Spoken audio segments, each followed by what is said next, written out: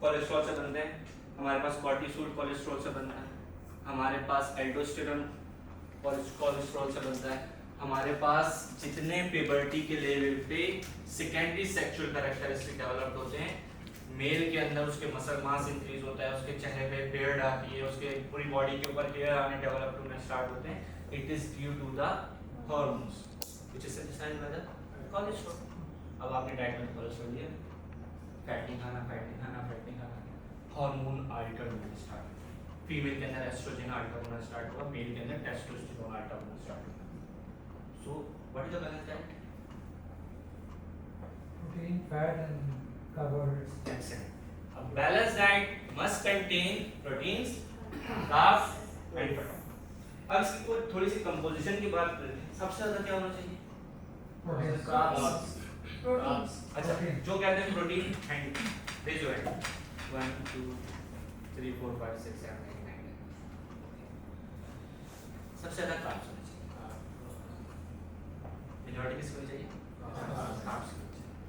तो वो तो ग्लूकोज में नहीं है, ग्लूकोज में डेवलप हो जाता है। हाँ ओके, वो ग्लूकोज चाहिए तो इतना तो नहीं चाहिए होता बॉडी को। चाहिए। मैंने तो कहीं ये भी सुना है कि ग्लूकोज तो या कार्ब उनको चाहिए होता है, इवन रोटी तक, जो बहुत मजदूर हम लोग जो बहुत ज़्यादा काम करते हो। ठीक है, उनके लिए है। हम यही सारे मिथ्स को यहाँ पे आज क्लियर करेंगे। यू कैन गूगल इट, अगर आपको कहीं पर ऐसा लगे कि भाई हम डेविएट हो रहे हैं या हम अपनी बात को प्रूव नहीं कर पा रहे।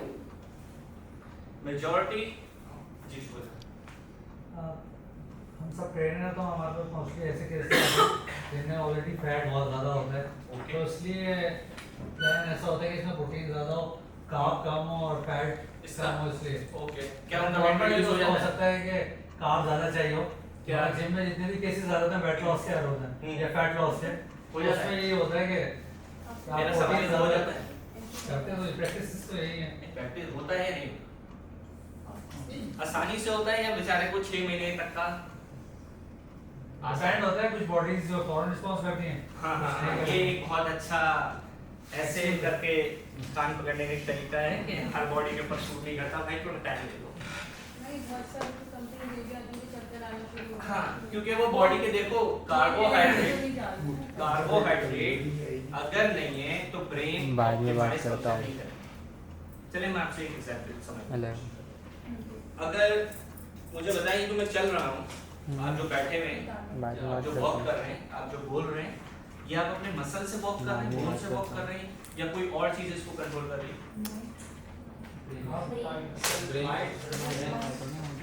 पैरालाइज पेशेंट है, स्ट्रोक हुआ है, उसके बाद मसल भी है, उसके पास हमसे अच्छा मसल होगा, उसकी बोन्स भी बहुत स्ट्रॉन्ग है, बट ही और she can not lift his hand और hand, he can't move voluntarily. Why? Because of the brain. And what is the requirement of the brain? Carbs. Athletes को कभी देखा? भागते हुए जा रहे होते हैं, उनको साइड से पानी की बोतल दी जाती है, उसमें क्या है? Carbs. पानी Carbs. एनर्जी ड्रिंक है, स्क्वाश खेल रहे हैं, वो पीछे बॉल पकड़ने के लिए खड़ा है, बच्चा फन भागते हुए आ रहा है, Gatorade. It contains carbs plus electrolytes. So without carbs, your brain will not function optimally. Fat loss की तरफ कैसे जाते हैं उसकी हम बात करेंगे। पहले तो हमें पता होना चाहिए हमें चाहिए कितना, ठीक है? तो बहुत सारी चीजें इंशाल्लाह आप क्लियर हो जाएगी। तो विदाउट कार्ब्स आप कुछ नहीं रह सकते।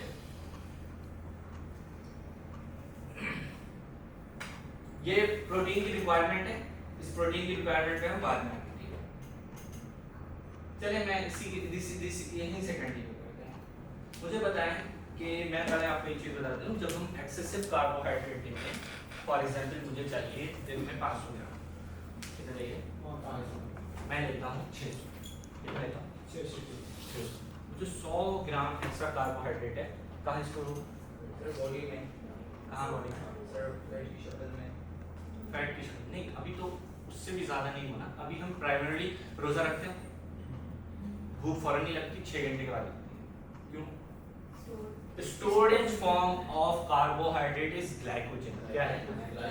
Glycogen. Glycogen कहाँ से होता है? लिवर में। मसल में सेव होता है 400 ग्राम, लिवर में सेव होता है 100 ग्राम। कितना?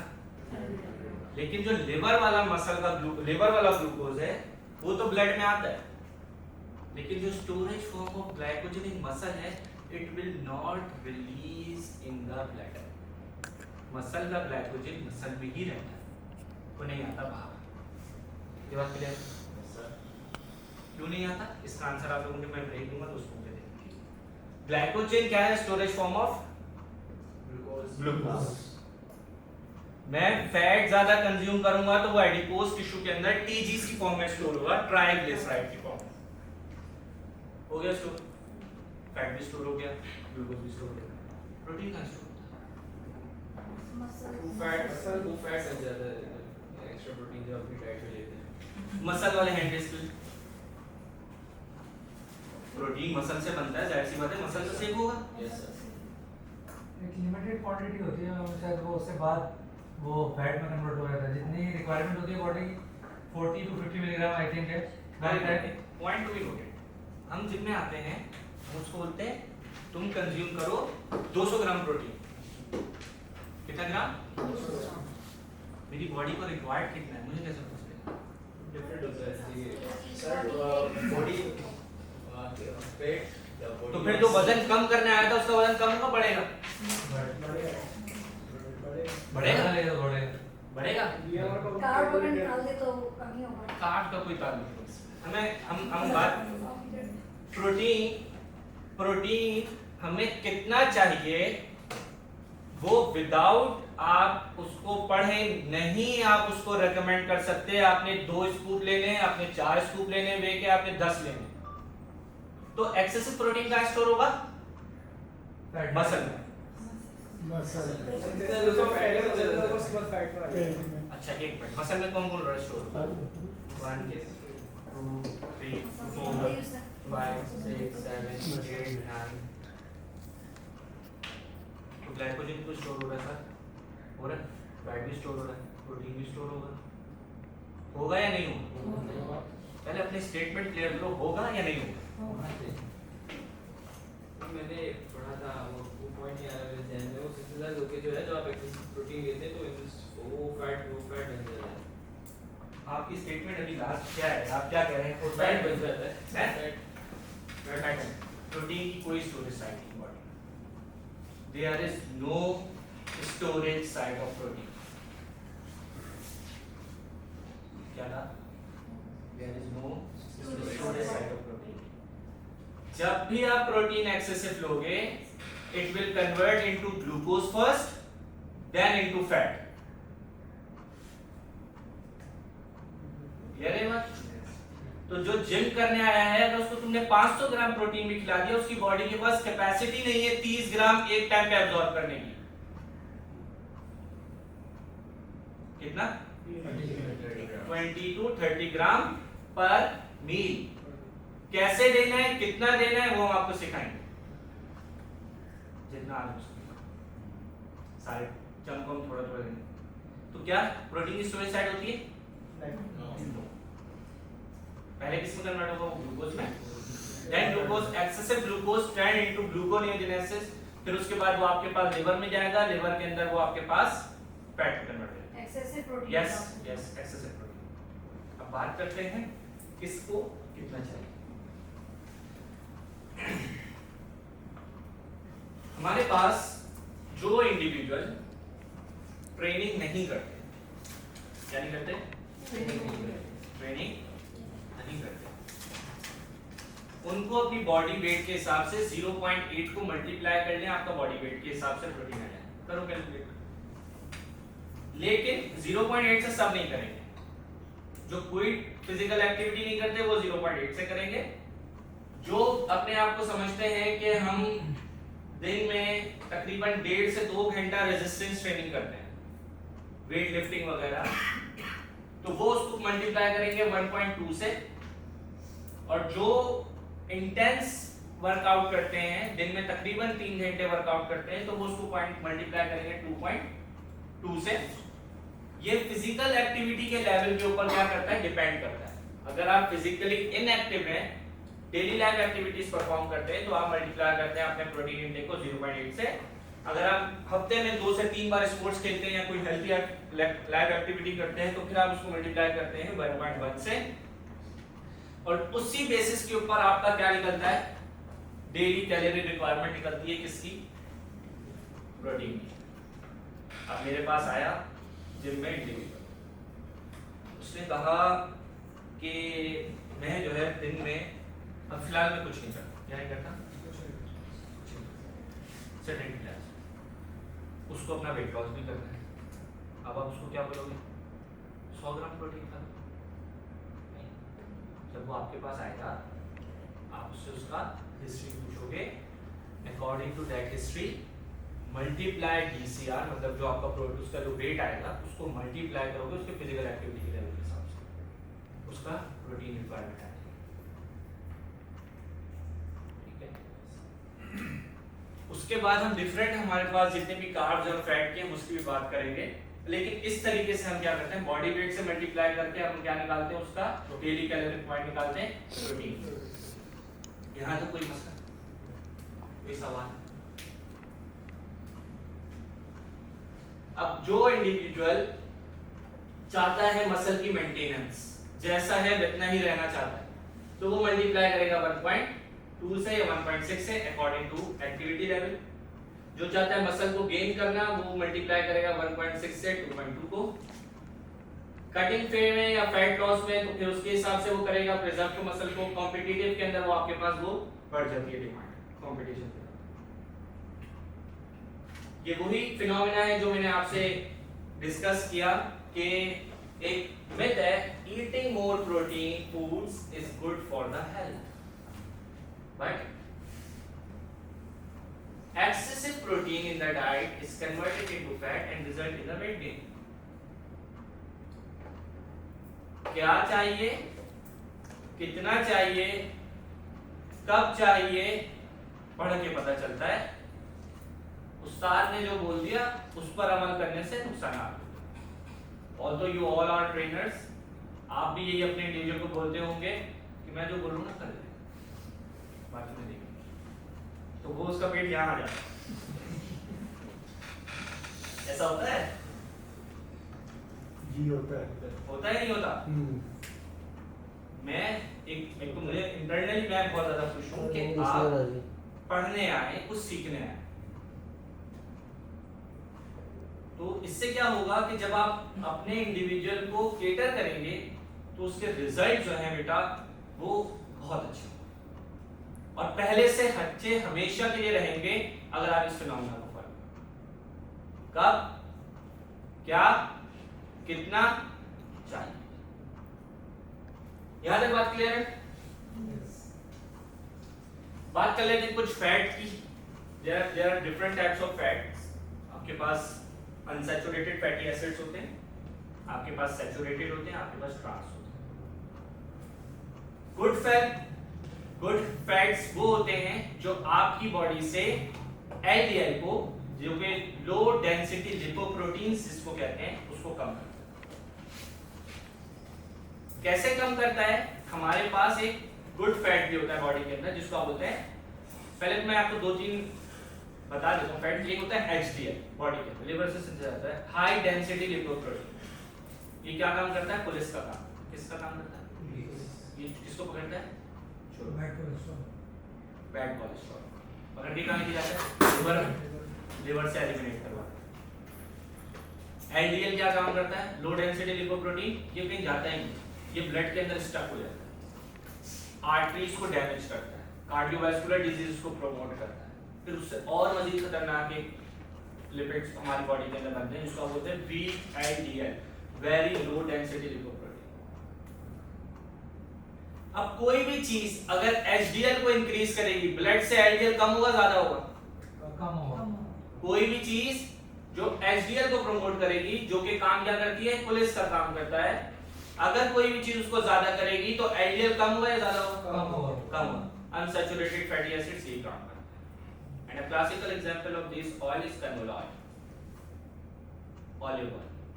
These are the unsaturated fat. अब पहली बात ये अनसैचुरेटेड फैटी एसिड कैसे बनता है, इसके जो बॉन्ड होते हैं कार्बन बॉन्ड उसमें डबल बॉन्ड होगा या सिंगल होगा, डबल होगा तो poly unsaturated fatty acid, single होता मोनो अनसैचुरेटेड फैटी। लेकिन दोनों काम क्या करते हैं ब्लड के अंदर, एलडीएल को कम करते हैं और एचडीएल को, क्लियर है बात?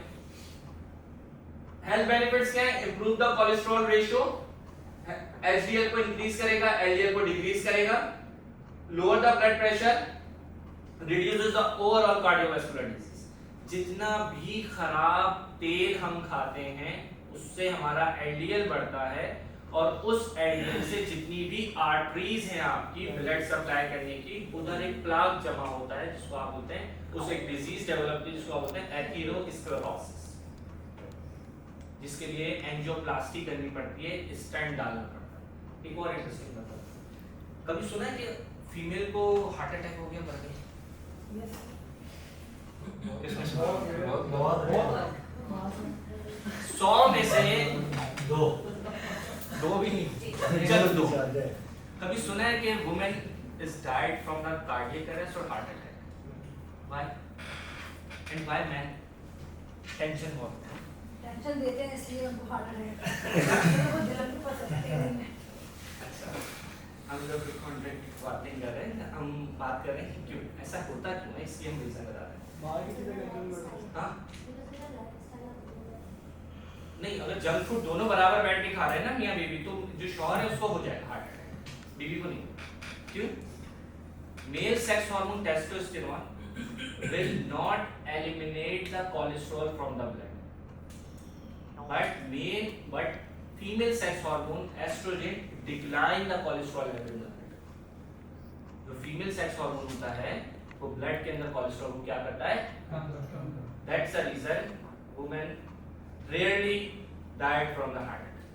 But after menopause, when the estrogen level decline in the woman, menopause के बाद आपके पास रिप्रोडक्टिव साइकिल नहीं है, जब रिप्रोडक्टिव साइकिल नहीं है, एस्ट्रोजन नहीं है और एस्ट्रोजन नहीं है, तो दोनों मेल एंड फीमेल आर मोर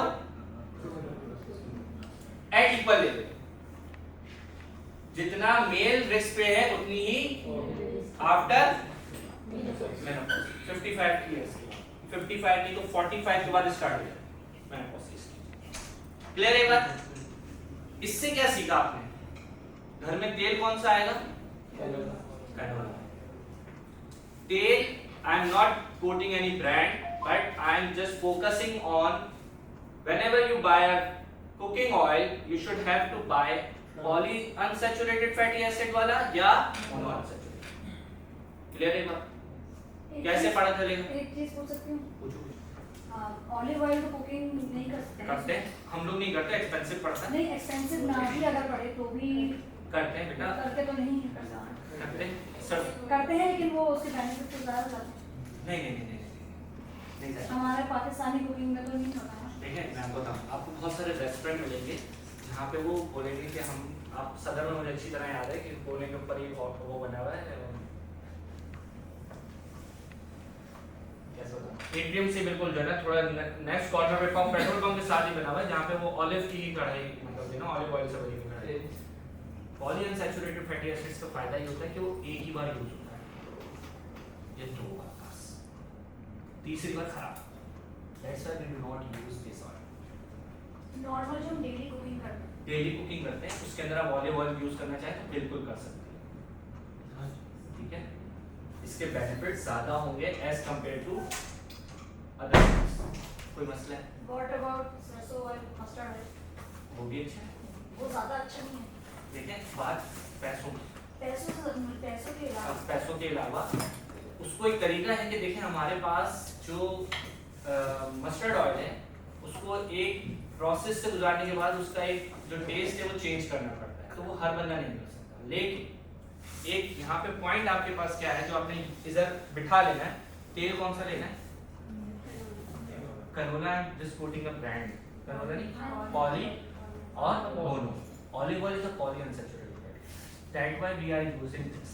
मेरी बात समझ में आ रही है, लेकिन मुझे कुक करते वक्त ना मैंने सिर्फ इस वजह से वो ऑलिव ऑयल हटाते हैं, जैसे हम ओवर कुक करते हैं जब डेली कुकिंग करते हैं, क्योंकि वैसे ऑलिव ऑयल एक्सपेंसिव है, लेकिन जो हम लोग जितना हम लोग पैसे दूसरी चीज़ों पे खर्च करते हैं, तो अगर हम ऑलिव ऑयल पे कर लें तो वो तो उसके अलावा हमारे पास दूसरे है ना, लेकिन वो तो ज़्यादा कुक हो जाता है, इस वजह से मैंने उसको तो skip ज़्यादा किया। कुक देखें, ये ना प्रैक्टिकलिटी पे डिपेंड करेगा ना कि आपको कैसे पकाना है। एक आप ऑलिव ऑयल से पकाएं और आप एक होटल से उसके पास ऐसे नहीं हो और उससे पकवा के दिखाएं। डिपेंड करता है ना पक क्या है।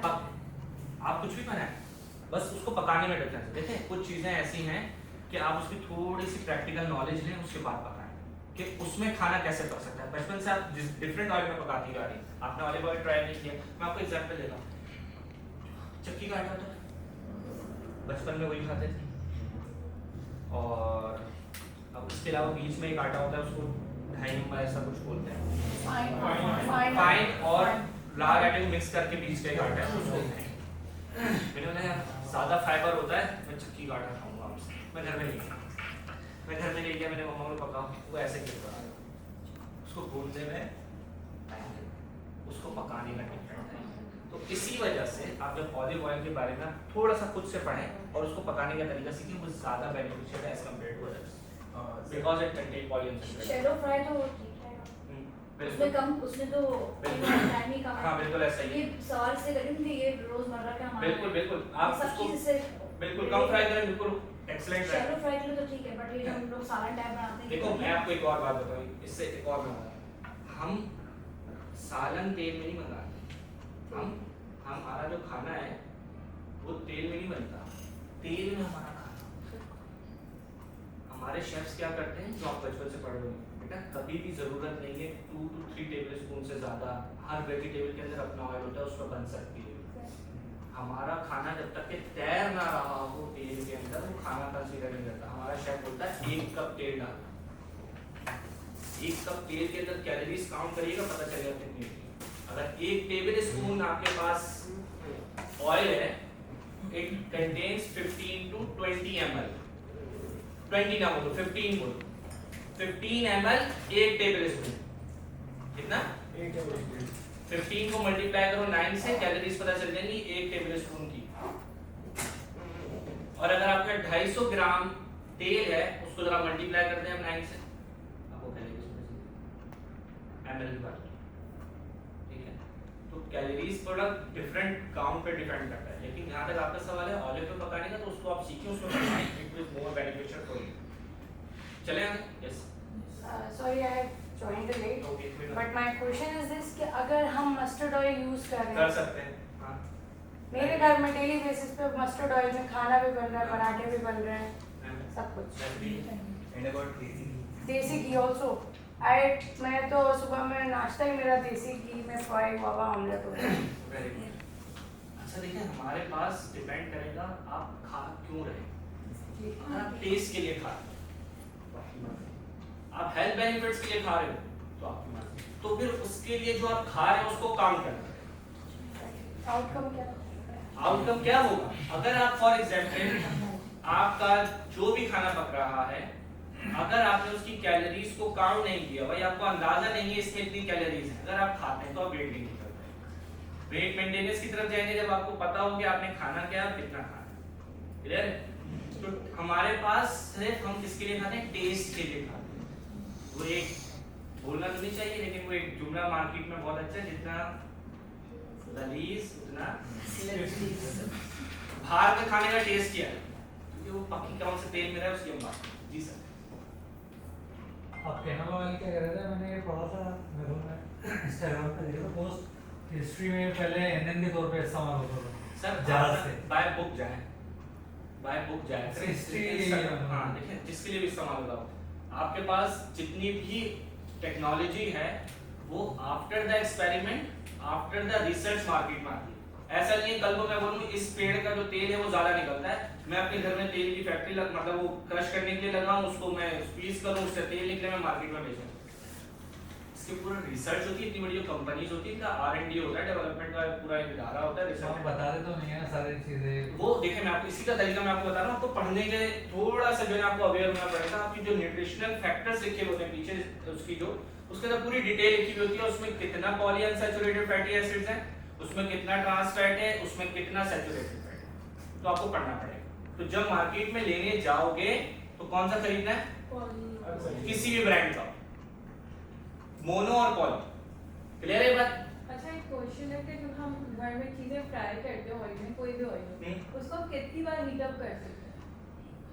कितनी बार हीट अप कर सकते हैं? देखें, एक तो एक तरीका ये है कि हम जब तक कि वो काला ना हो जाए, अभी तक तो यही वो तो शॉप्स पे होता है कि डीजल वाला है। शॉप्स पे होता है डीजल वाला है ना उसका। डीजल और उसका टेस्ट अलग होता है। और वो उसका टेस्ट अलग होता है और वो फैट भी वो ऑयल भी अलग होता है।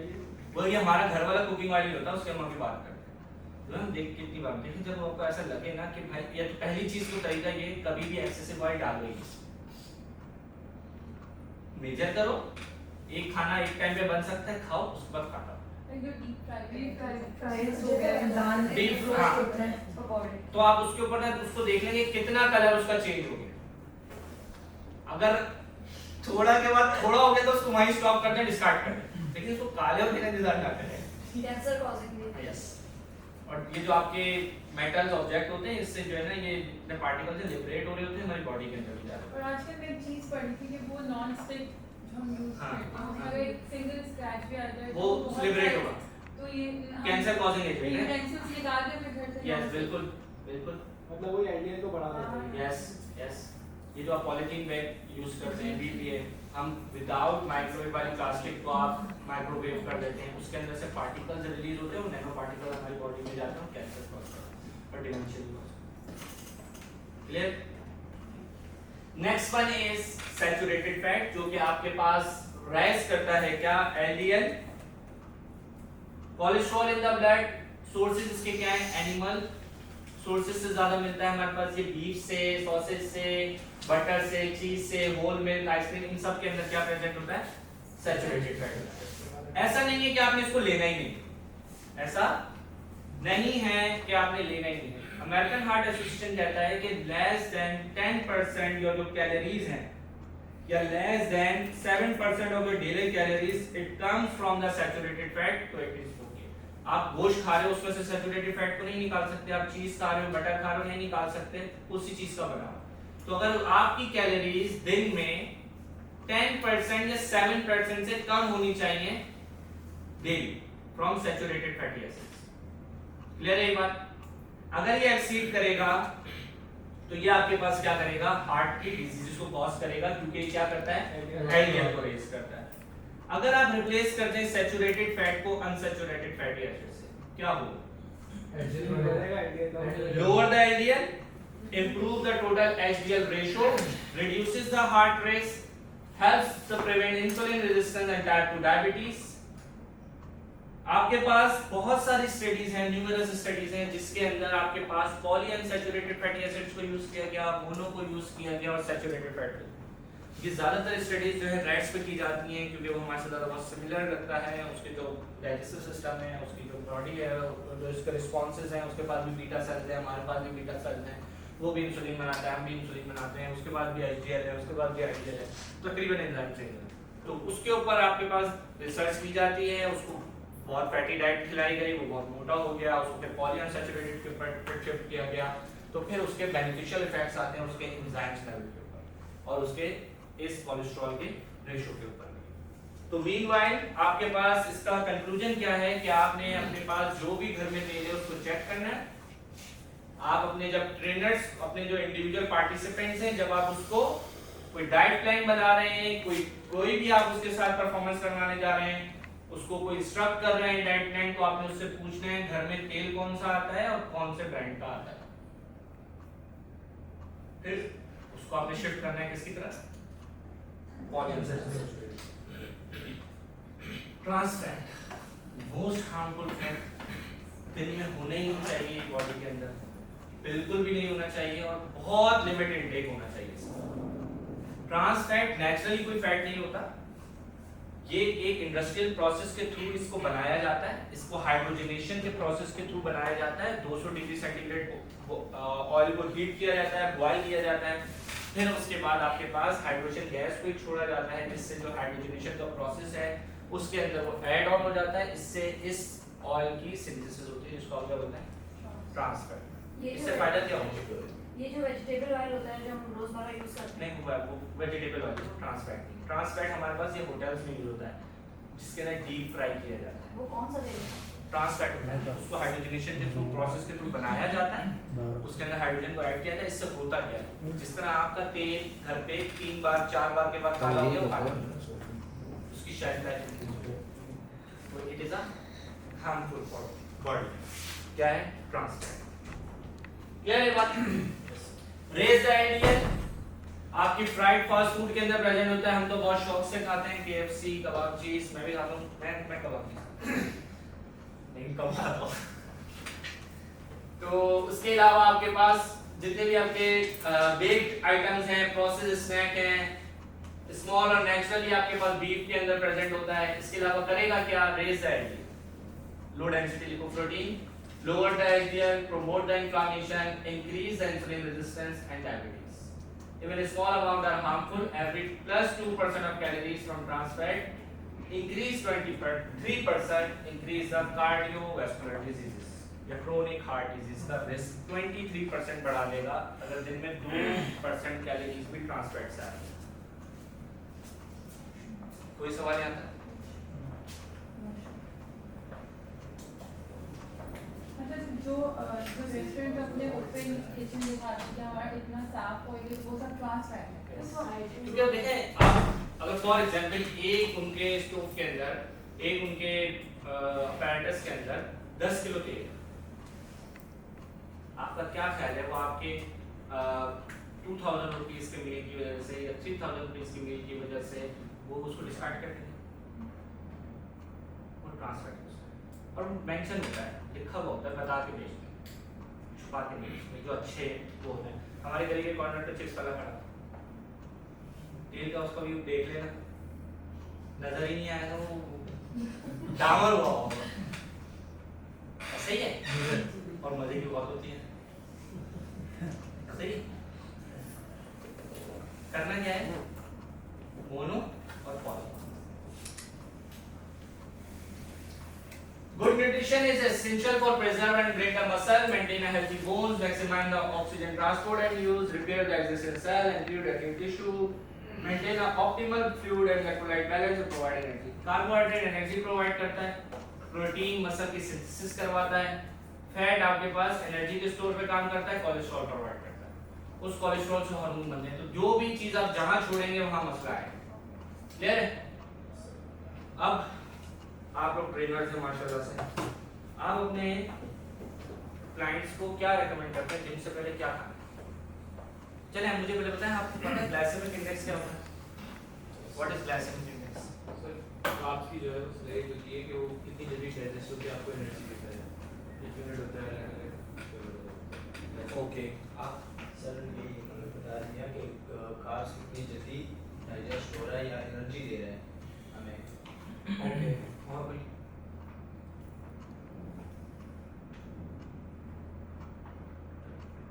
जो भी फूड हम ले रहे हैं वो हमारी बॉडी में कितने देर तक जो है रिजर्व रह रहा है। अच्छा, कितनी देर तक होता है? अच्छा, ग्लाइसेमिक इंडेक्स ना इतना आपके पास क्लासिकल सिस्टम है to grade the carbohydrate, rank the carbohydrate. Carbohydrate बहुत टाइप्स के होते हैं, for example monosaccharide, disaccharide, polysaccharide, oligosaccharide, 4 होते हैं। मोनो का मतलब सिंगल ग्लूकोज यूनिट, डाइसैकेराइड का मतलब 2 ग्लूकोज यूनिट, पॉली का मतलब ये है कि 10 से ज्यादा, ऑलिगो का मतलब है 2 से 10। ठीक है? जितने फ्रूट्स हैं, जितने वेजिटेबल्स हैं, इन सब के अंदर जो कार्बोहाइड्रेट प्रेजेंट है उसको रैंक किया जाता है। अब ग्लाइसेमिक इंडेक्स का इंपॉर्टेंट रोल क्यों है? ग्लाइसेमिक इंडेक्स क्लासिफाई करता है कार्बोहाइड्रेट को कि भाई ये कार्बोहाइड्रेट 2 घंटे के बाद ब्लड ग्लूकोज लेवल को इतना राइज करेगा। Basically tells you how quickly carbohydrate raise the blood glucose level. ठीक है, ये आपको कार्बोहाइड्रेट का बता देगा ग्लाइसेमिक इंडेक्स। मुझे बताओ कि जिम के अंदर कौन सा ग्लाइसेमिक इंडेक्स का कार्बोहाइड्रेट हमें लेना चाहिए? जिम से पहले की बात कर रहा हूं, जो ब्लड ग्लूकोज लेवल को जल्दी रेस करे या स्लो रेस करे? जल्दी जल्दी जल्दी। अभी वेट लॉस करते हैं, हमसे बात कर रहे हैं, ट्रेनिंग करनी है। जल्दी जल्दी जल्दी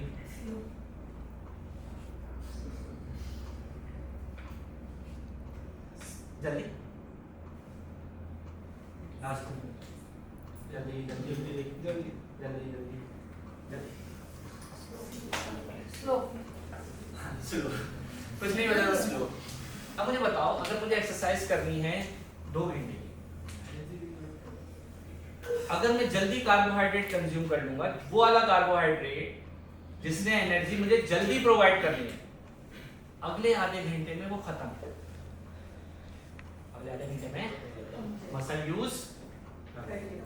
तो whenever you are going to gym, you should have to consume those carbohydrate who has low glycemic index। Exercise करते जाओगे, वो एब्जॉर्ब होता जाएगा, ब्लड में आता रहेगा, मसल की परफॉर्मेंस इंक्रीज हो जाएगी, ड्यूरेशन ऑफ एक्सरसाइज इंक्रीज हो जाएगा। कभी करके देख लेना, एक जल्दी वाला खा के देखना। For example shake P low, आधे घंटे में पी लिया, अगले आधे घंटे के बाद 20 मिनट के बाद आपके पास 10 हो गया, 100 हो गया। अब जो आप मजीद स्ट्रेन दे रहे हो ना, वो आप अपने ऊपर एक्स्ट्रा लोड डाल, ठीक है?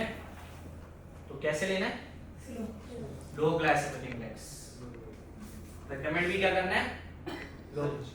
जिम में हमारी एक्टिविटी जो है सर वो ज़्यादा से ज़्यादा 40 मिनट्स या 45 मिनट्स ही होती है। फॉर एग्जांपल जो बॉडी बिल्डिंग वाले हैं, तो उनकी एक्टिविटी आप- एक्सटेंडेड पीरियड के लिए तो नहीं होती। चलिए ठीक है, हम इसको बात करें।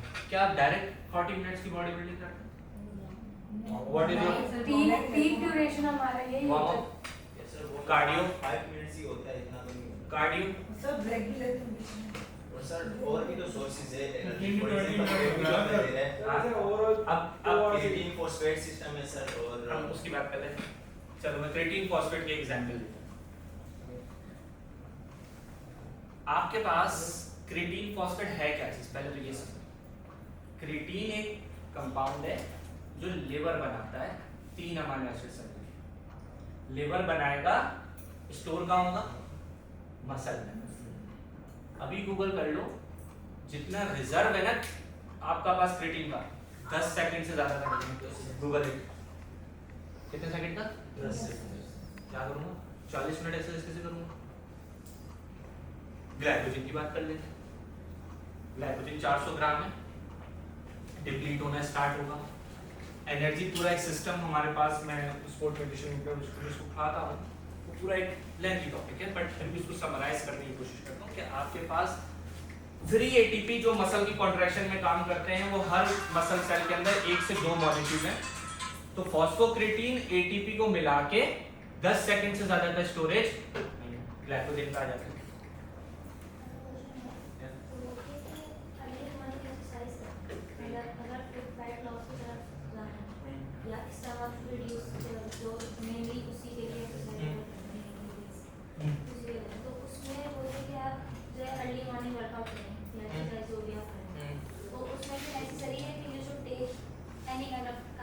Yes yes. तो आपके पास जो ग्लाइकोजन है उसको आपने लोड देना है, उसको फटीग में लेके जाना है, या आप अपने ब्लड ग्लूकोज लेवल में पहले से लो ग्लाइसेमिक इंडेक्स से फूड ले लो, ताकि जो ब्लड के अंदर ग्लूकोज एब्जॉर्ब होके आ रहा होगा वही ग्लूकोज मसल यूज करेगा और एक्टिविटी लेवल इंक्रीज हो जाएगा। फॉर एग्जांपल अब जो आपके पास ग्लूकोज आ रहा था वो भी खत्म हो गया, अब मसल का जो ग्लाइकोजन है वो भी हो। तो जहां आप एक्टिविटी करते थे 20 मिनट 40 मिनट करके देख लेना, इंक्रीज हो जाएगा। ले कौन सा? जिम से पहले लो ग्लाइसेमिक इंडेक्स। अब जब आपने एक्टिविटी की, मसल का ग्लाइकोजन खत्म, अब क्या करोगे? लो ग्लाइसेमिक इंडेक्स फूड लोगे। हाँ, लो ग्लाइसेमिक इंडेक्स का लेंगे। अब तो कोई सा भी ले लो, वो बेटर तो नहीं करता। अब फास्ट एनर्जी चाहिए। अब फास्ट अब जो आपने यूज कर लिया उसको दोबारा रिप्लेनिश नहीं करोगे, अगले 6 घंटे बाद दोबारा एक्सरसाइज नहीं करनी, करनी है तो रिप्लेनिश करना है। रिप्लेनिश करने के लिए कौन सा लोगे? High glycemic index food combine with the protein, combine with the. ये हमने बात कर ली लो ग्लाइसेमिक इंडेक्स, जो राइज करते हैं ब्लड शुगर जल्दी से, मीडियम वाले मॉडरेट राइज करते हैं, और लो वाले बहुत और स्लो आपके पास करते हैं। इंपॉर्टेंस क्या है? वेट कंट्रोल में है, कार्डियोवास्कुलर हेल्थ के अंदर है और एथलेटिक परफॉर्मेंस के अंदर है। High glycemic index quick recovery and energy, low glycemic index sustain endurance. Steady release होगा, स्टीडी आप परफॉर्मेंस इंक्रीज करते हैं। ये आपके पास उसके बेनिफिट्स हैं बिफोर और आफ्टर के, कि कैसे आपके पास कैसे आप हाई ग्लाइसेमिक इंडेक्स को कब लेंगे और लो को आप अपने कब लेंगे, हमने कर लिया। बेनिफिट्स क्या हैं? Optimise the performance and endurance, faster glycogen recovery and reduce fatigue. अब बात करते हैं वेट लॉस कैसे। सर बेक करेंगे तो बेक करेंगे सर। एक सवाल है, जी एथलीट्स में जब हम बच्चे खेल रहे होते हैं, जब प्लेयर खेल रहा है तो अक्सर उसको बनानास दिए जाते हैं, तो वो भी इसी कॉन्सेप्ट के थ्रू दिए जा रहे हैं। बनाना उसको तो एनर्जी रिप्लेनिशमेंट। देखिए हम जो जितना भी यहाँ पढ़ रहे हैं ना, we are focusing on health related. Obvious है, मैं उसी चीज पे आ रही हूँ, तो ऑब्वियसली बनानास में भी हाई ग्लाइसेमिक होगा ना, बिल्कुल। इसी चीज पे आ रही फाइबर भी है उसके साथ, फाइबर भी है, उसके साथ हमारे पास उसके बाद एनर्जी भी प्रोवाइड कर रहा है, पोटेशियम भी प्रोवाइड कर रहा है, तो each and everything is there. तो वो हाई ग्लाइसेमिक ही है जो उसको फौरन आपका फास्ट। उसके अंदर हाई नहीं होता, आप चेक कर लीजिए, मीडियम होता है। ठीक है। एनर्जी इनटेक एनर्जी एक्सपेंडिचर के अंदर बराबर है। ये क्या कॉन्सेप्ट है उसको हम डिस्कस करें। अगर मैं चाहता हूं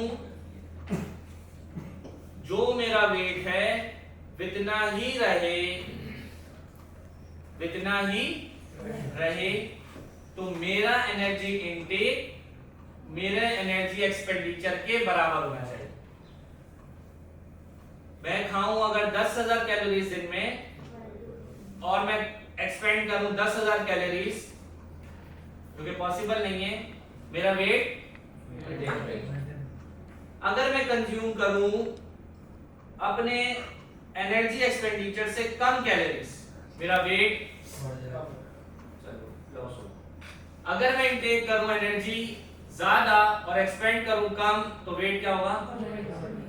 there is no any other option except calorie deficit function.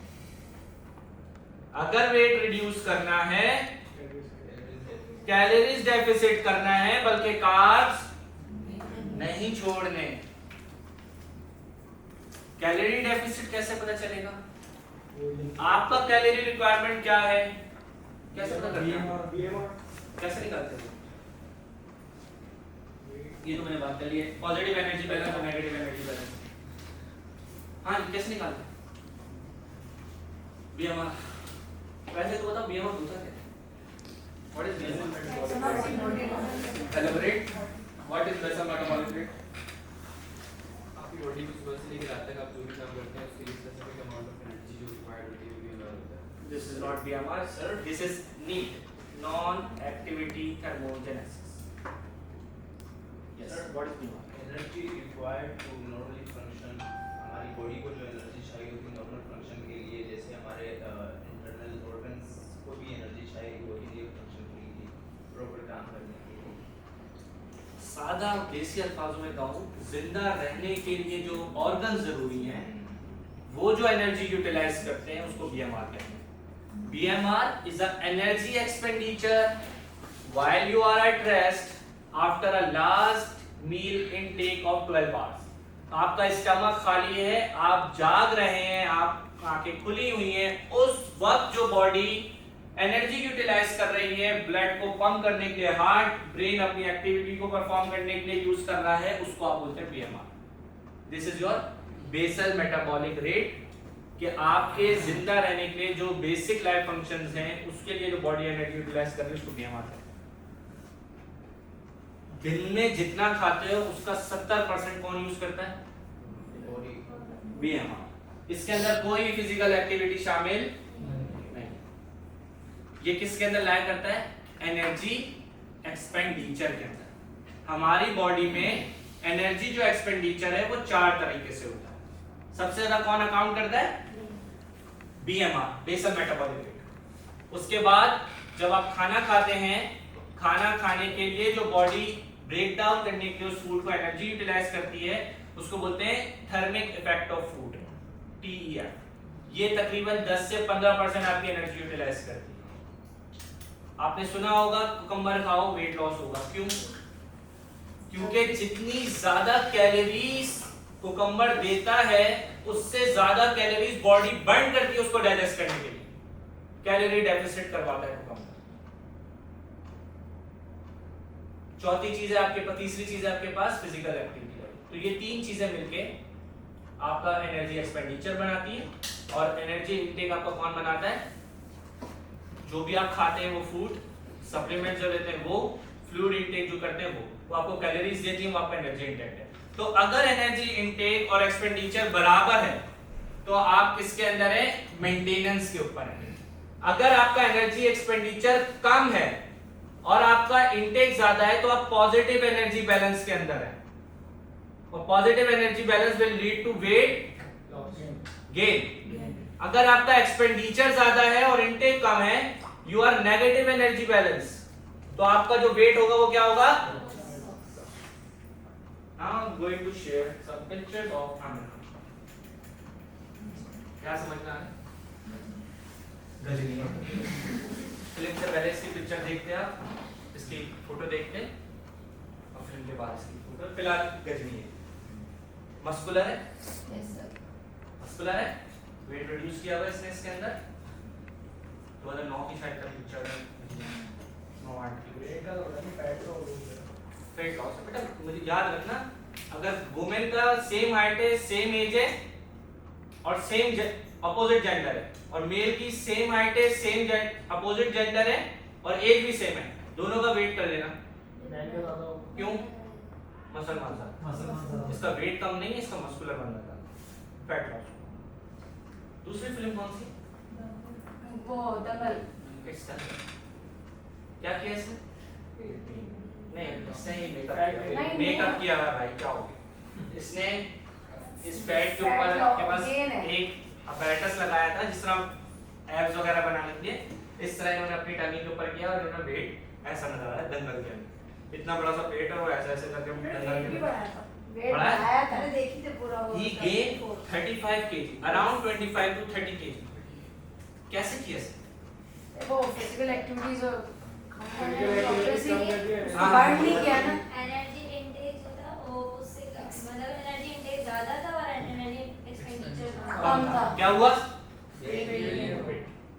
और इसने फिल्म के लिए ऐसा किया था, and he lost 5 kg, sorry 25 to 35 kg in just 5 months.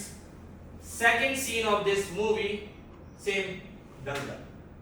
एक में वो खुद एथलीट था और एक में खुद वो ट्रेनर। कैसे किया उसने? Just by doing calorie deficit.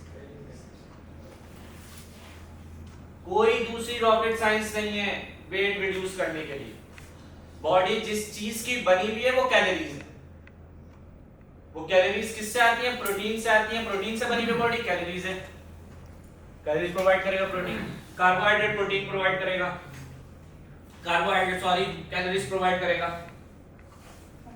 Classical example है, जब ये कर सकते हैं तो आप भी कर सकते हो। फिनोमेना सिर्फ एक है, पता चल जाए मुझे कितनी चाहिए, बढ़ाना है कैलोरीज बढ़ा दो, कम करना है कैलोरीज कम करो। सिंपल सा फिनोमेना है। अगर आपने 0.5 kg या 1 पॉइंट हफ्ते में कम करना है, रोजाना 500 कैलोरीज का डेफिसिट कर लो, महीने में 2 किलो वजन कम हो जाएगा। कभी भी एक साथ जंप नहीं लगाते कैलोरीज कम करना है। क्लियर है? How to design a diet plan? आपको डेली कैलोरी रिक्वायरमेंट पता होना चाहिए। डेली कैलोरी रिक्वायरमेंट आपको दिन में कितनी चाहिए, कैसे पता चलेगा? बीएमआर को कैलकुलेट करने से, डीसीआर को कैलकुलेट करने से।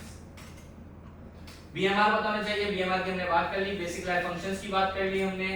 एक इक्वेशन है Mifflin St Jeor equation, it is the most classical and accepted world wide equation है जिसके थ्रू बीएमआर को निकाला जाता है। इससे पहले एक हैरिसन बेंडेट की 1906 की, वो रिवाइज हुई 1990 के अंदर, और अब ये क्लासिकल सिंपल सा फिनोमेना है। भले करना चाहो तो इसके एक स्नैप ले लो अपना। जब अगर मेल्स की बात करो, 10 को मल्टीप्लाई करो वेट से, प्लस करो 6.25, मल्टीप्लाई करो हाइट इन सेंटीमीटर, ये आपके पास क्या आ जाएगा? पूरा एक बीएमआर है।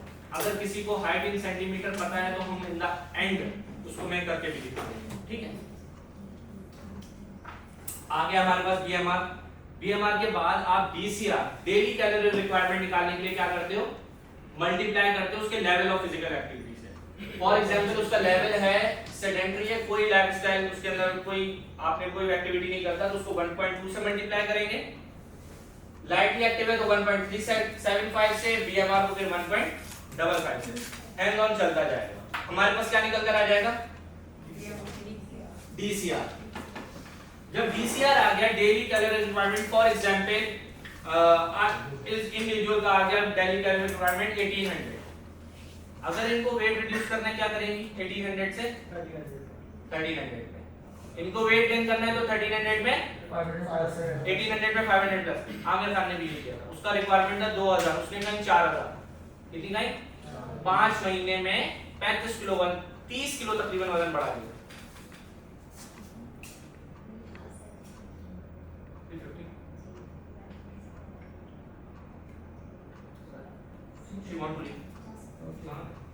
तो कितना वेट बढ़ाया उसने, 30 केजी, और 5 महीने में 30 केजी कम भी किया। कैसे, क्या करेगा, कोई इसके अलावा फिनोमिना नहीं है, गोलियां दवाइयां खाने की जरूरत नहीं है। इस फिनोमिना को फॉलो करो, वेट रिड्यूस भी हो जाएगा, वेट गेन भी हो जाएगा, वेट मेंटेन भी हो जाएगा। क्लियर है बात।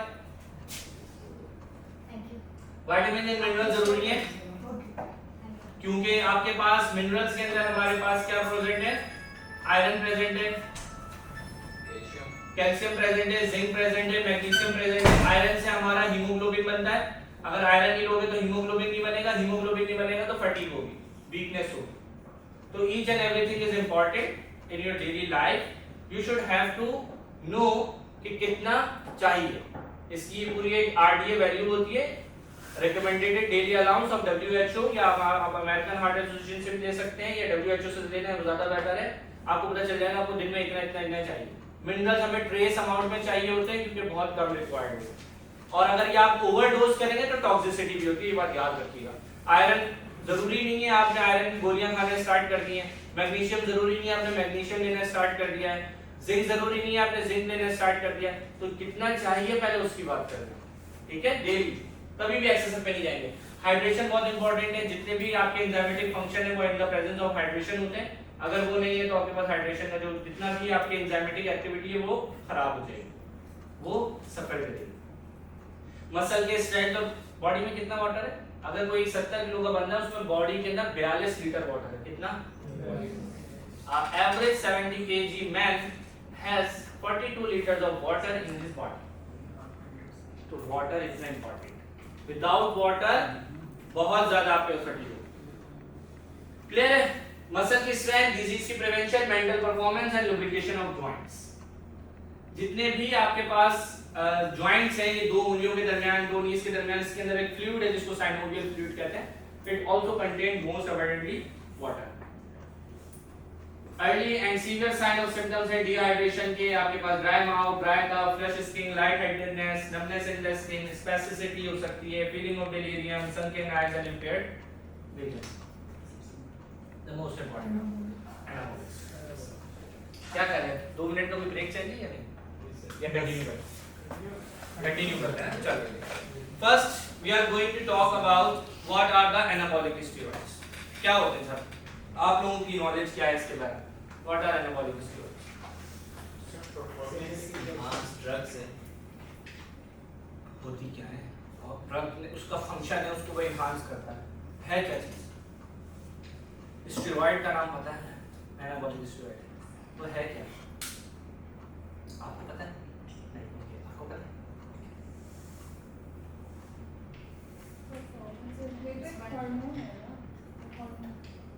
Anabolic steroids are artificially synthesized hormone in the pharmaceutical industries। आप कभी, आपको खैर सारे ट्रेनर हैं, अगर वो क्लाइंट्स होते हैं आपके, फिर वो ज़्यादातर ऐसा होता है कि ट्रेनर कहता है बस इंजेक्शन लगा ले, 6 महीने में बॉडी तैयार और काम हो जाए। हाँ उस्ताद अभी लगा लेता हूँ, 3 months 90 days is enough। ये वही है सर जो players yes body sir trainer से ज्यादा क्लाइंट बेसब्र होता है कि उनको 3 महीने में बॉडी बनानी होती है, 3 साल की जगह बोलते हैं ये ICI सिक्स पैक भी आ रहे हैं और ढोले भी आ रहे हैं सारे के सारे। ICI का मोटिव यही है कि नेचुरली आप कैसे इसको बना सकते हैं। पहले हमें समझ में आ जाए कि एनाबॉलिक स्टेरॉइड है क्या। Anabolic steroid is a synthesized form of hormone in pharmaceutical industry which your body naturally synthesize. Testosterone ही होता है ये। कहाँ बन रहा है? Pharmaceutical company. मेरी बॉडी कैसे बनाती है उसको हम आगे डिस्कस करेंगे। तो anabolic steroid are the performance enhancing drugs. चलो एक और मैं एक बात बताऊं। मुझे बताओ कि अगर बॉडी बिल्डर है वो बॉडी बिल्डर और जो मैं नॉर्मल इंडिविजुअल हूँ, क्या उसमें और मुझ में क्या फर्क, क्या डिफरेंस है? उसके मसल के नंबर का डिफरेंस है, सिर्फ नंबर का फर्क होता है, साइज का नहीं। साइज का ही नंबर का नहीं साइज का वही है। उसके मुख्तलिफ एक चीज है कि देखो इसको हम इस तरीके से कर लेते हैं।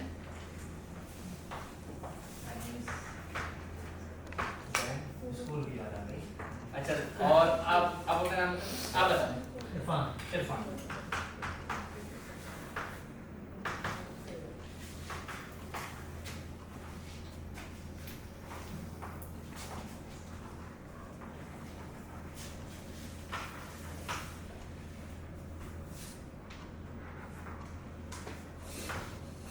क्या इनमें और मुझ में जो नंबर है मसल का, मसल्स के नंबर वो सेम है या नहीं? सेम है सर, सेम है, सेम है। साइज में फर्क होता है।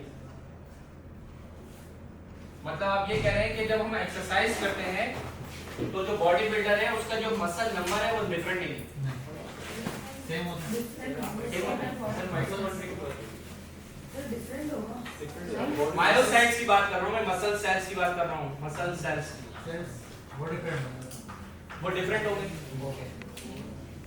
डिफरेंट मसल सेल सेम होंगे, साइज डिफरेंट होगी। साइज में फर्क है, नंबर्स फाइबर्स डिफरेंट होंगे, फाइबर्स डिफरेंट, फाइबर्स की साइज डिफरेंट होगी। Number same different same different होगा ना। डिफरेंट होंगे।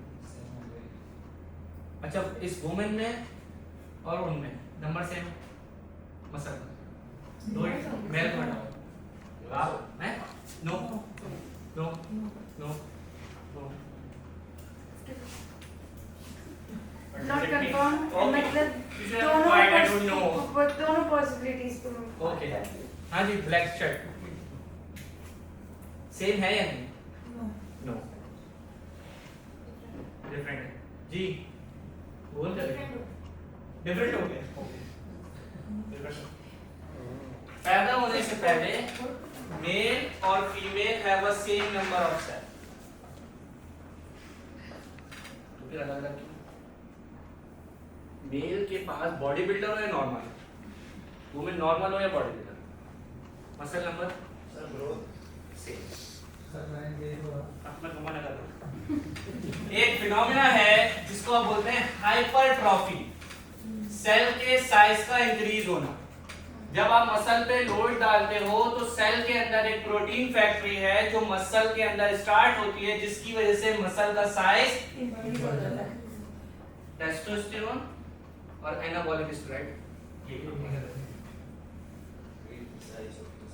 क्या बढ़ाएगा? प्रोटीन सिंथेसिस बढ़ेगी। मसल के अंदर बेसिकली दो मोस्ट इंपॉर्टेंट प्रोटीन हैं, those are actin and myosin. Actin myosin, ये मसल की जो सिंथेसिस है टेस्टोस्टेरोन और एनाबॉलिक स्टेरॉइड्स को बढ़ाता है, तो वो सेल का साइज जो है बड़ा लग रहा है। आपके पास जो एनाबॉलिक स्टेरॉइड हैं, आपके पास ये यूज किए जाते हैं उन पेशेंट्स के अंदर जिनको हाइपोगोनाडिज्म होता है, जिनकी बॉडी के अंदर नेचुरली टेस्टोस्टेरोन सिंथेसाइज, उनको ट्रीट करने के लिए 90s के अंदर इसको बनाया गया था। लेकिन आज इसको मिसयूज किया जाता है किसमें? बॉडी बिल्डिंग में। साइड इफेक्ट्स क्या होंगे मैं केसेस भी आपके साथ डिस्कस करूंगा विद रेफरेंस। जब भी आप एनाबॉलिक स्टेरॉइड कहते हैं, it results in the baldness. Body builder देखना गंजे होंगे, हेयर लॉस, एक्ने, गायनोमैस्टीशिया। एक आप इंडिया का एक बॉडी बिल्डर थे तरुण गिल, उसको आप सर्च करिएगा, बहुत वायरल है वो वायरल है, वो वायरल है। नाउ ही हैज अ गायनोमैस्टीशिया, उसके एनलार्जमेंट ऑफ ब्रेस्ट हो चुका है, लेकिन वो अपने टाइम के ऊपर बहुत enhance body builder and he lakhs a knowledge about anabolic steroid. उनके ट्रेनर्स ने कहा कि इंजेक्शन लगा लो बॉडी बन जाएगी, वो लगाता गया, वो लगाता गया, वो लगाता गया, और आप उसकी जो चेस्ट है वो बिल्कुल लटका, ठीक है, लेकिन सही टाइम पे उसने उसको छोड़ दिया, ठीक है। तो anabolic steroid results in the reduced sperm count, infertility, shrunken testicles, erectile dysfunction, hair loss, breast development, prostate cancer, acne and stomach pain. In women, facial hair growth, body hair, loss of breast, swelling of the clitoris, deep voice, increased sex drive, problem with the period, hair loss and severe acne. These are the side effects of the anabolic steroids. सिर्फ anabolic steroid आपके पास side effect यही नहीं produce करता, psychological side effect भी produce करता है। It creates addiction.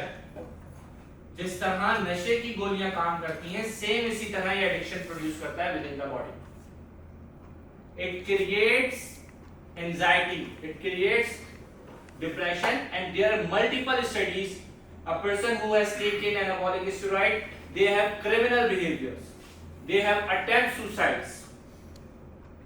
Search कर लेना, इतने सारे आपके पास बॉडी बिल्डर मिलेंगे आपको कि they have committed a suicides. Clear है? इंसोम्निया, नींद नहीं आ पाती, anorexia, decrease sex drive, headache and increase tiredness. Case report 2021 की है ये। आपको एक और भी बात बताता हूं, जो चीज ब्रांडिंग की जाती है ना, उसके कभी भी नुकसानात नहीं बताए जाते। जैसे कि आफ्टर मेनोपॉज HRT दिया जाता है, हार्मोन रिप्लेसमेंट थेरेपी दिया जाता है, कभी भी कॉन्ट्रासेप्टिव्स के आपको नुकसानात नहीं बताए जाएंगे, कभी भी बर्थ कंट्रोल पिल्स के आपको नुकसानात नहीं बताए जाएंगे। क्यों? इंडस्ट्री है। उसके बाद लीथल साइड इफेक्ट्स है वुमेन की बॉडी के। सेम इसी तरह एनाबॉलिक स्टेरॉइड के साइड इफेक्ट्स मार्केट के अंदर उसकी प्रिस्क्राइब जो डिफ्लेट होता है जिस ड्रग के अंदर, जैसे कि हम बात कर लें सेल फार्मा के एक आता है एंड्रिक्स करके नाम, 40 मिलीग्राम का वो टेस्टोस्टेरोन का एक जेल कैप्सूल होता है, 40 मिलीग्राम। इसी तरह डिफरेंट इंजेक्शन टेस्टोबिट के नाम से आते हैं, टेस्टोस्टेरोन एंडाकिनोट के नाम से आते हैं। तो there are multiple pharmaceutical company those are synthesized testosterone for the hypogonadism, but bodybuilders are misusing this. So he is a person he is slept with her girlfriend in the hotel room and he died in the same position. वो रात में सोता सोता ही मर गया। When he died, there are several studies and there are evidence he is taking a dorsotenolone, anabolic steroid, suggesting long-term abuse of anabolic steroid, which was identified as the cause of death. आप body builders को देखो, कोई आपको 90 साल 80 साल का नहीं मिलेगा, 50 55, अगर वो एनाबॉलिक स्टेरॉइड यूज करे। एनहांस बात करो, नेचुरल की बात नहीं करो। Natural body anabolic agent exogenous लेता था, वो अदर सब्सटेंसेस लेता था, क्लिनोपेट्रोल भी लेता था। वो आपके पास ये भी एक आपके पास मसल के अंदर रिकवरी के अंदर काम करती है, और वैसे ही ये बीटा ब्लॉकर के तौर पर काम करती है, एस्थमा के पेशेंट्स के लिए यूज की जाती है।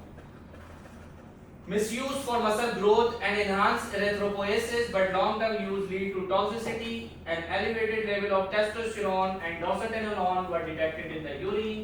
Conclusion is that inappropriate use of anabolic agent is widespread in the bodybuilding, with a long term abusing causing death through cardiac damage or cancer. You should have to search it. Just search करो कि death due to anabolic steroids,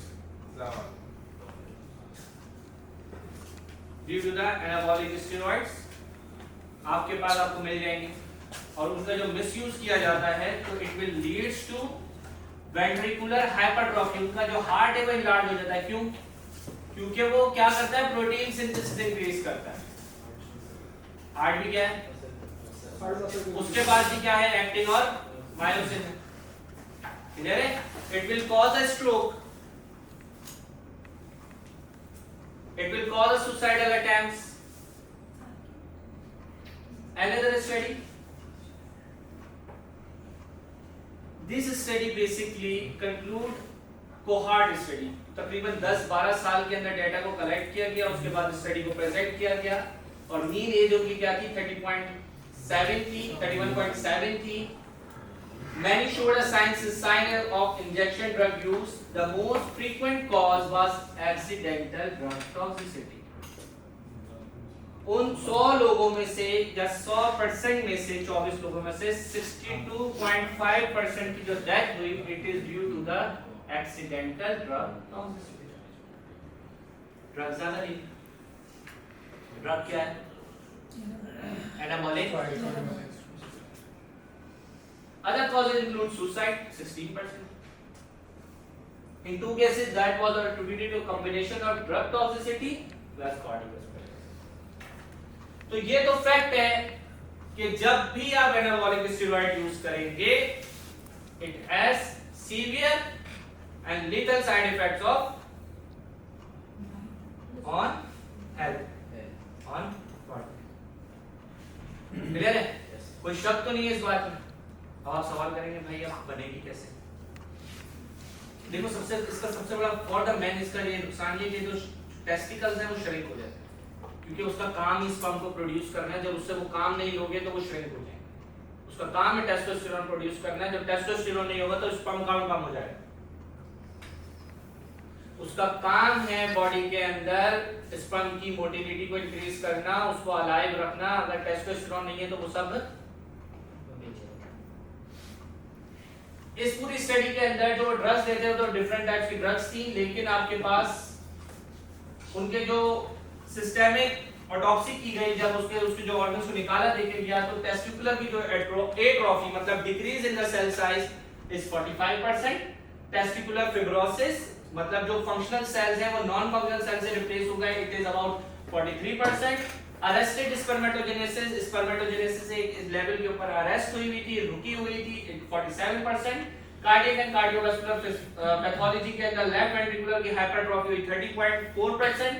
moderate to severe coronary artery greater than 50% in 26.1%. Myocardial fibrosis, interstitial perivascular fibrosis, myocarditis, inflammation of myocardium को बोलते हैं, myocyte necrosis in a smaller substance. Conclusion क्या है? लोगे ये होगा, जितना कम लोगे उतना कम होगा, जितना ज्यादा लोगे उतना ज्यादा, लेकिन होगा.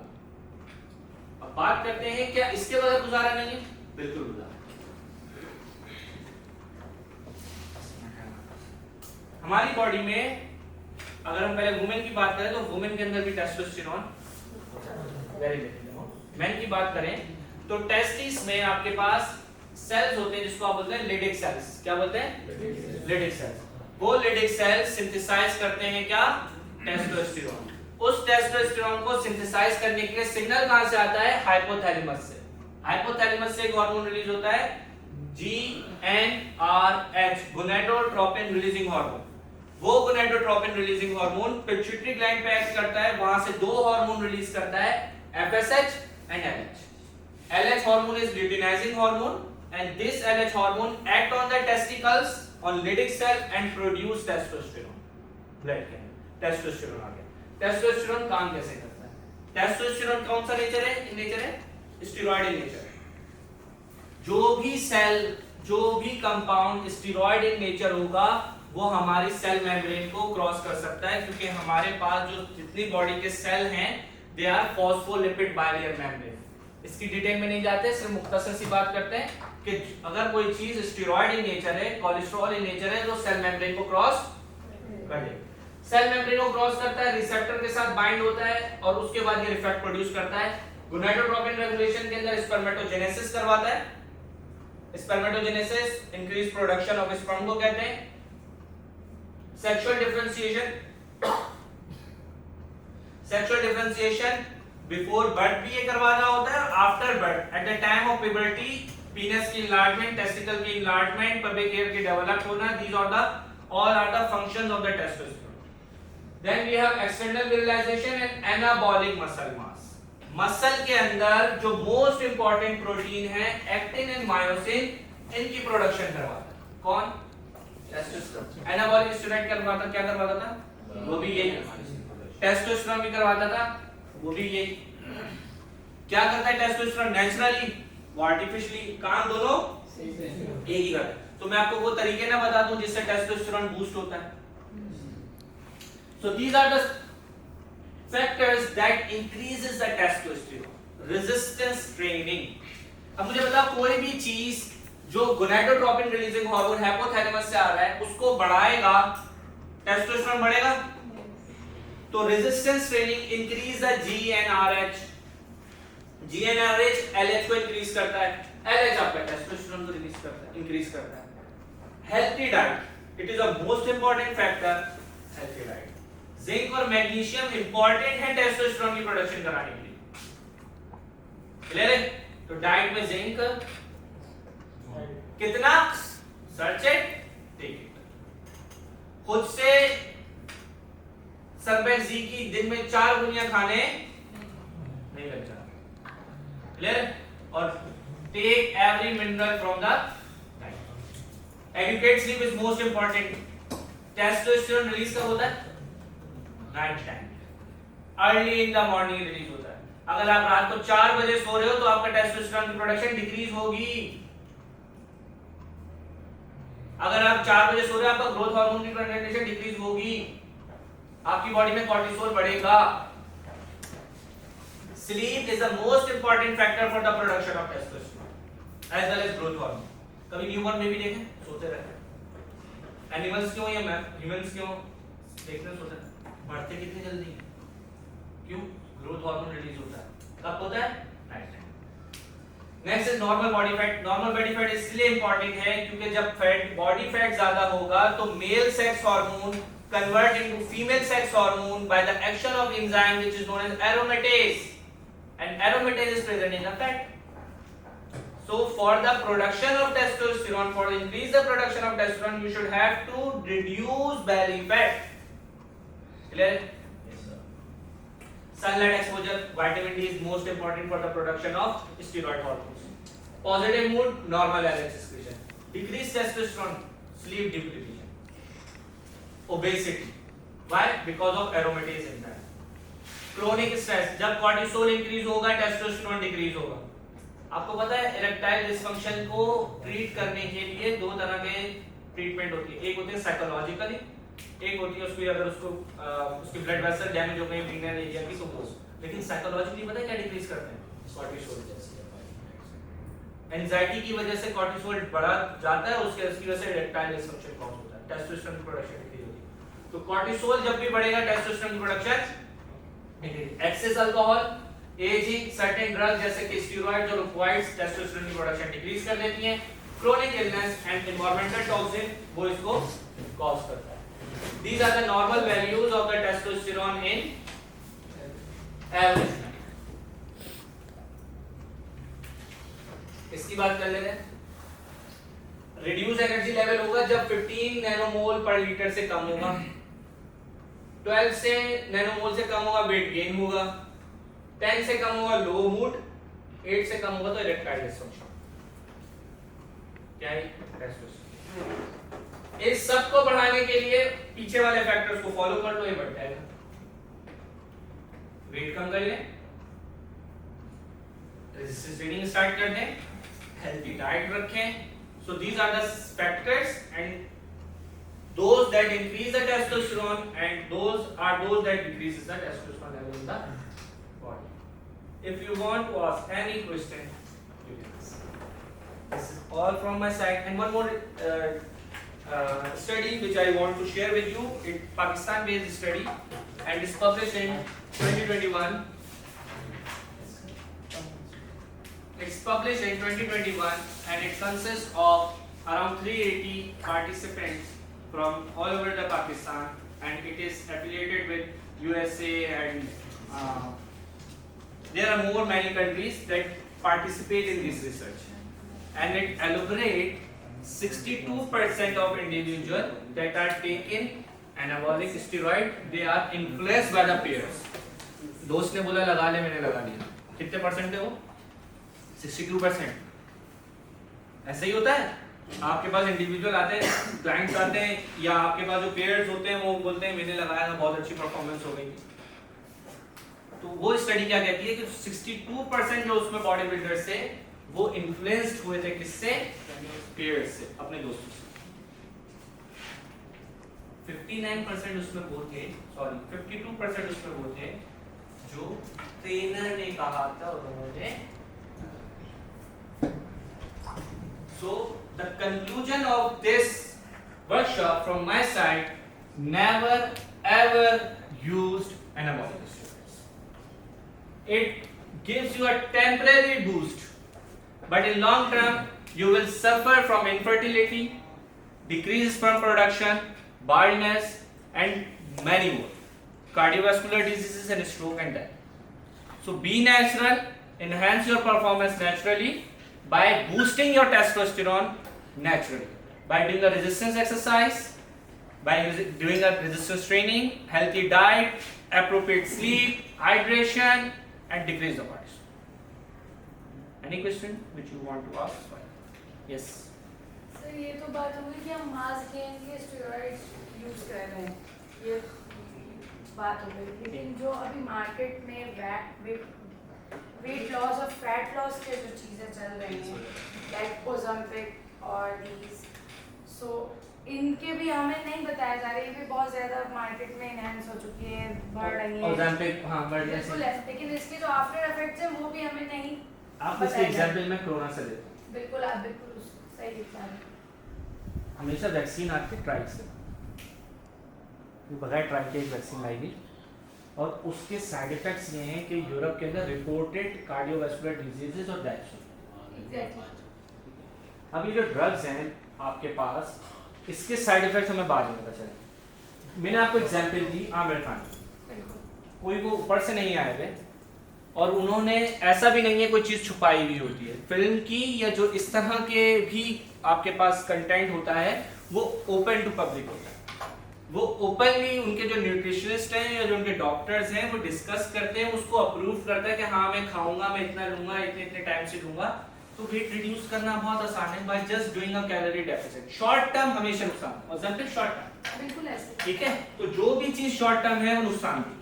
देखो क्या वेट आपका एकदम से बढ़ा है? नहीं, सालों में बढ़ा है. एकदम से क्यों लॉस करना चाहते? अभी बहुत सारे क्लाइंट्स ऐसे आ रहे हैं जो हमारे पास जा रहे हैं कि भाई ओज़ेम्पिक लगवा आप लेते उनको हैं. बोले आप समझा यहाँ आइए समझा तो भाई हमारा ये तरीका है, बिल्कुल कैलोरी डेफिसिट का एक पूरा पैटर्न है, इसको फॉलो करें, रिजल्ट ना मिले तो फिर आप बात करिएगा. एग्जैक्टली. जो बोला उससे कुछ एडिशन करना चाहूँगा. फॉर एग्जांपल हम एडिक्टेड हो जाते हैं जब हम आर्टिफिशियल कुछ चीज़ लेते हैं तो हमारी बॉडी नेचुरली जैसे काम कर रही थी वो छोड़ देती है. हम बाहर के यानी एक्सटर्नल चीज़ों पे डिपेंड होता है. ऐसे ही जैसे ये वेट लॉस के पिल्स या बिल्कुल एडिक्टिव. और फिर आपको पता है कि आपको क्या ही बोलते हैं, आपको जो है ना अपने आप को सेल्फ इवैल्यूएशन में चले जाते हो कि हाँ हमें कम हुई नहीं हुई, वो एक और लेवल ऑफ एंजाइटी. साइकोलॉजी तौर पे भी सही नहीं है. और कोई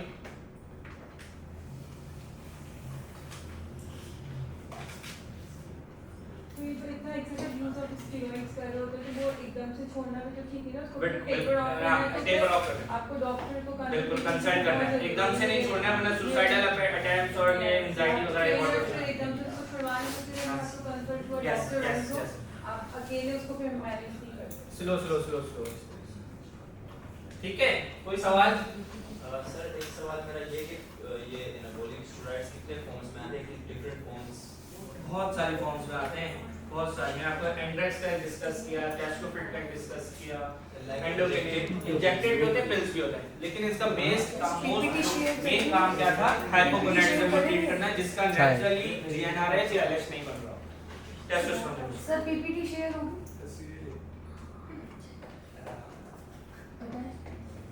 देख बेटा. ठीक है. Thank you. Thank you.